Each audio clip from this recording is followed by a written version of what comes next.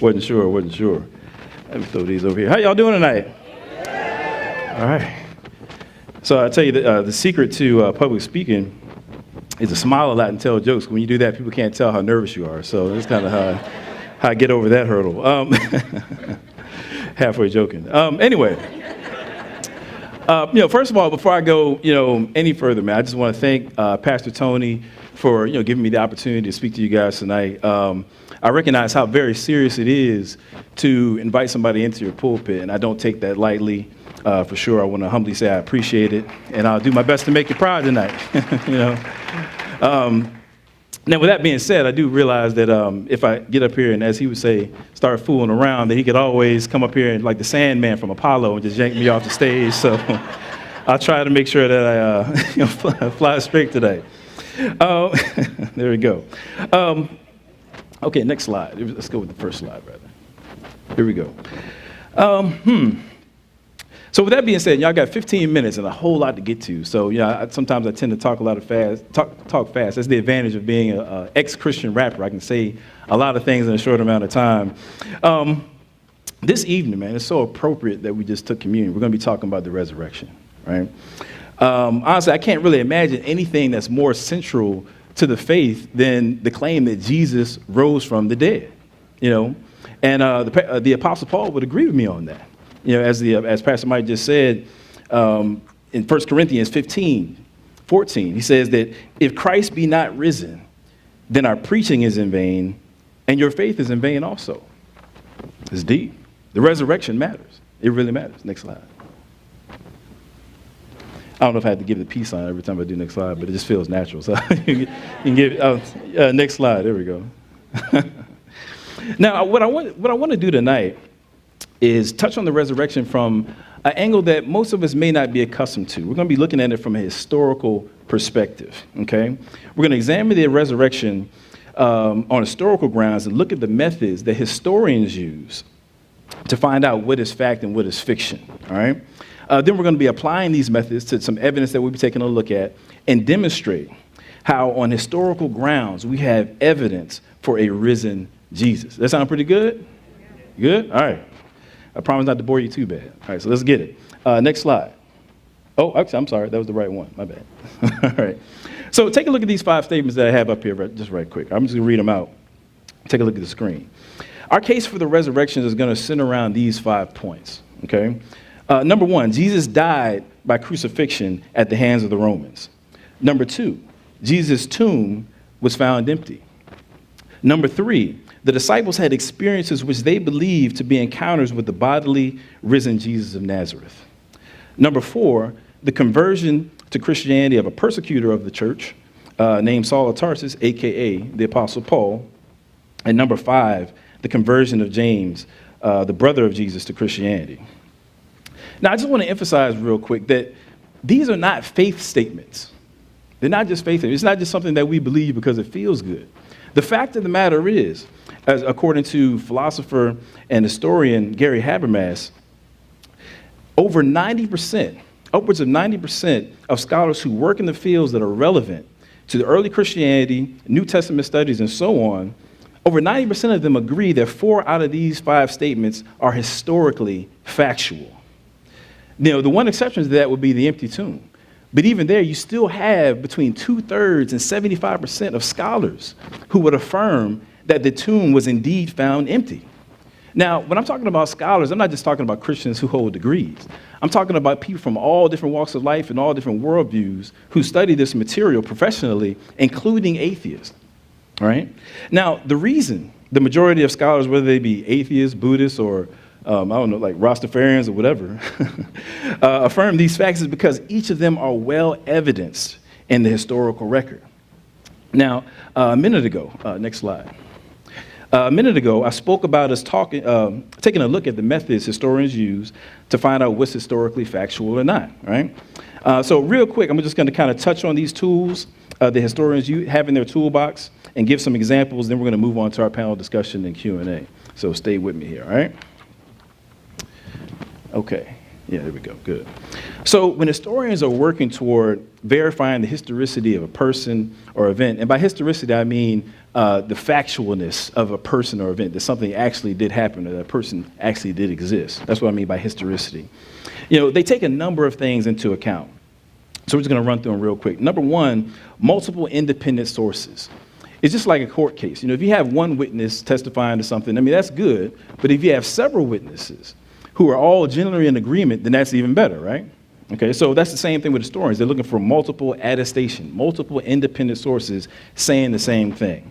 Number two, testimony from someone's enemies, right? Enemy testimony, right? So let's say that, somebody says you stole something and your mama comes out the house and says, oh, no, you didn't do it. Well, that's cool, but that's your mom, right? But if somebody comes along who doesn't even like you, right? They don't even like you, and they actually would have reason to contradict what you're saying, and they say that you're telling the truth, then all of a sudden we've got a good reason to believe, like, wait a minute, this guy's actually, telling the truth. And historians are the same way, right? If you have somebody's enemies supporting your claim, they're going to say that it has historical credibility.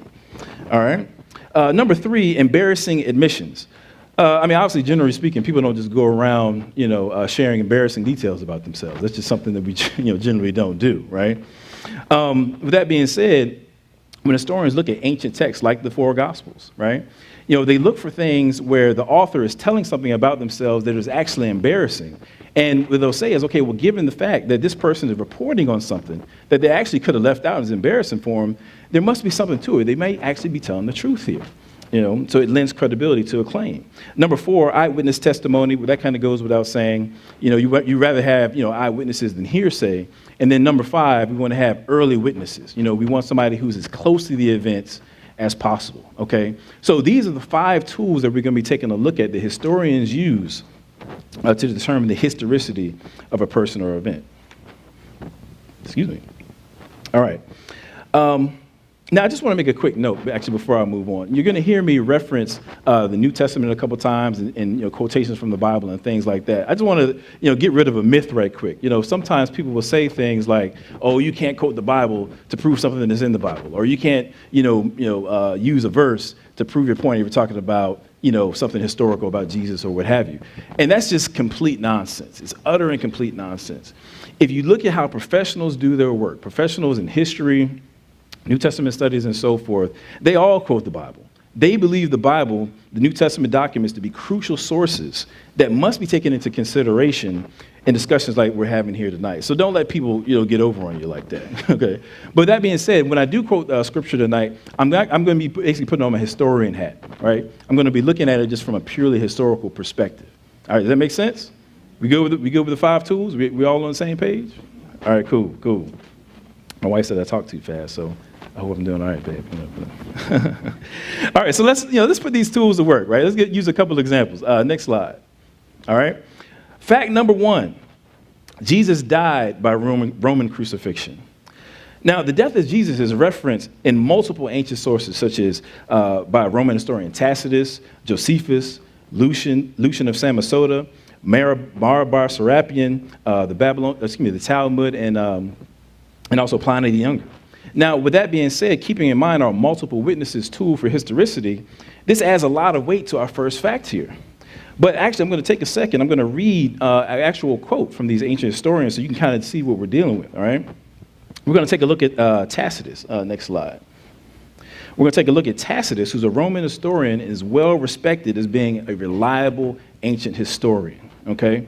Now, what I want you to really pay attention to as I kind of give you this quote is that you have an ancient Roman historian. So this is a source outside the Bible. And you'll hear him mention Christ, the crucifixion, and even Pontius Pilate in this quote that I'm about to give you. This is from one of his works titled Annals, which is written in 116 AD, so within a century of Jesus' resurrection. All right. He says, and I quote, "Consequently, to get rid of the report, Nero fastened the guilt and inflicted the most exquisite tortures on a class hated for their abominations, called Christians by the populace. Christus, from whom the name had its origin, suffered the extreme penalty during the reign of Tiberius at the hands of one of our procurators, Pontius Pilate. And a most mischievous superstition, thus checked for the moment, again broke out not only in Judea, the first source of the evil, but even in Rome. End quote. So that's an ancient historian. You know, people say all the time, like, oh, you can't show me Jesus outside the Bible. You know, give me some evidence for Jesus outside the Bible. Well, there you go right there. You have a non-biblical source from ancient times mentioning not only Christ, but you got Pontius Pilate in there. You have the beginnings of Christianity in Judea and so forth. So this is early testimony, you know, that historians will give credence to. But in addition to that, I want to point out, going back to our tools, right? Not only do we have multiple ancient sources, but Tacitus gives us an example of another one of our tools, the enemy testimony, right? Notice how Tacitus refers to Christianity as a mischievous superstition and actually calls it evil, right? So you have someone here who actually has animosity towards Christianity and is still attesting to Jesus' crucifixion, which he refers to as the extreme penalty. So we've got two tools that work so far, all right? Now, it's evidence like this that has persuaded scholars who don't even believe in God that Jesus was in fact crucified at the hands of the Romans. For example, consider the liberal New Testament scholar, John Dominic Crossan. This guy doesn't even believe in God. He says, and I quote, Jesus' death by crucifixion under Pontius Pilate is as sure as anything historical can ever be. For if no follower of Jesus had written anything for 100 years after his crucifixion, we would still know about him from two authors, not among his supporters. Their names are Flavius Josephus and Cornelius Tacitus, end quote. Now, I just want to, just kind of throw in an extra note, as powerful as that is. But for my folks out there who say that Jesus was just a myth, I just want to say that if it's historically certain, according to John Dominic Crossan, if it's historically certain that Jesus died, then what does that say about the historical certainty that Jesus actually lived? I mean, you can't kill somebody that never lived, right? I mean, it makes sense to me, right? So I just want to throw that out there, all right? Next slide. I think we're in the next slide. Let's see. Okay, good, cool. Fact number two. We're still working with our 5 facts here. The empty tomb. Now, why is it that between 2/3 and 75% of scholars affirm that the tomb was likely empty? Well, there's a number of reasons. I'm just going to kind of give a few, all right? First of all, Jesus was buried in Jerusalem, okay? It was a known location. Jerusalem wasn't that big of a town, actually, at the time, all right? So if the Jewish leaders wanted to disprove Christianity, all they had to do was just, go down the road a piece, produce Jesus' body, and that just would have shut down the whole Christian movement right there. But that's not what happened, is it? That's not what happened, is it? The Jewish leaders tried to explain it away by saying the disciples stole the body. Now, I just want you to think for a second.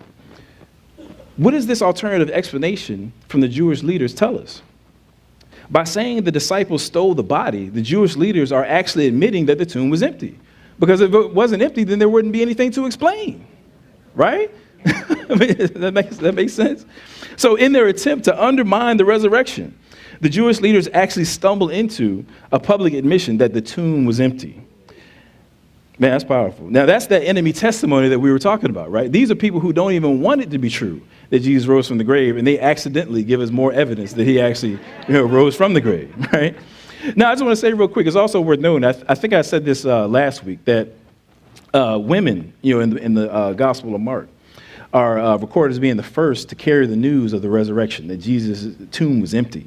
Now, I think I said last week again that at that time, the testimony of women was considered to be not valuable, at all. The only thing you could really affirm, say in a courtroom, would be that you were actually a virgin. They actually have that in the ancient literature, that's the case.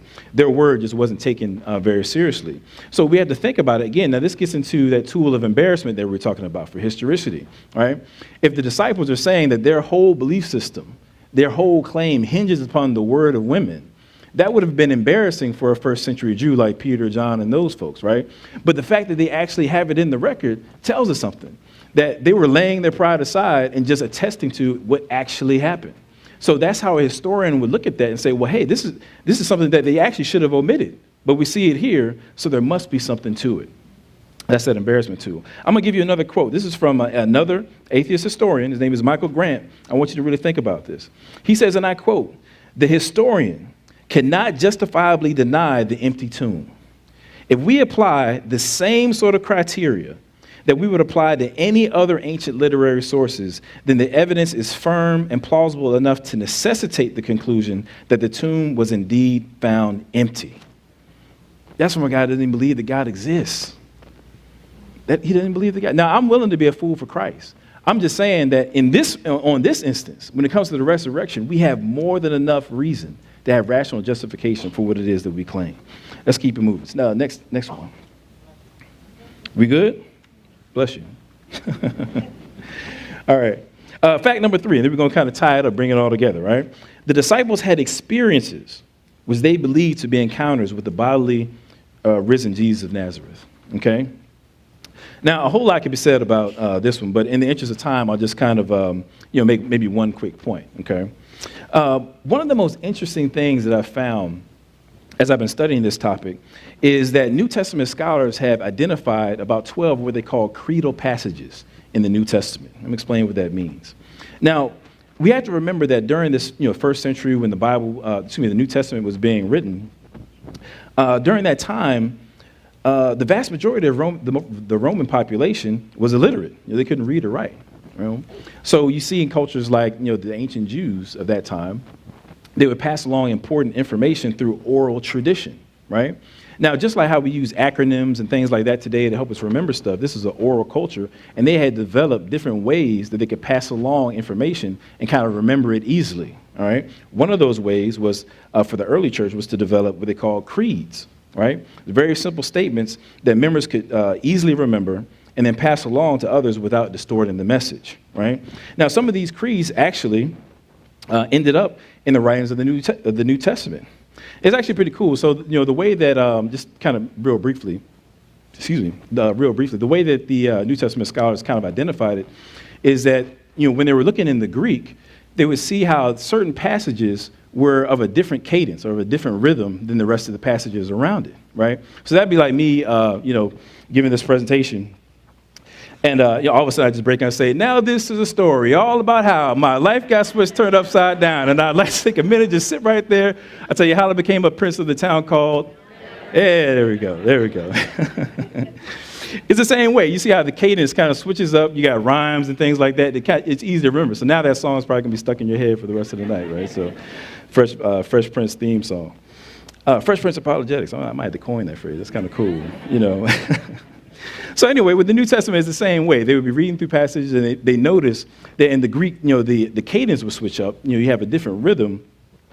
And ultimately, this is one of the creedal passages. So next slide. Cool. So one example of that would be, and actually what some believe to be the earliest example, is found in 1 Corinthians 15, verses 1 through 8. Now, in that passage, Paul writes out this early creed they received through oral tradition. And he basically gives us the highlights of Jesus' crucifixion and his numerous resurrection appearances. And in the process of doing so, interestingly enough, he actually affirms and touches on each of the 5 points that we listed earlier, okay? Now, the reason these creeds are important is that there are obviously sources from outside the Bible. They come from the earliest church, the oral tradition, right? So they predate the New Testament in that sense. And we can look at them and see that what the earliest disciples believed and taught. As a matter of fact, scholars like Richard Bauckham believe these creeds to have been developed as early as between a few months and 5 years after the resurrection, which is amazingly close to the events they describe, particularly when you compare them to sources for other events. So for example, on the internet, you don't really see people questioning whether or not Alexander the Great existed. They always got questions about Jesus, but nobody questions like people like that.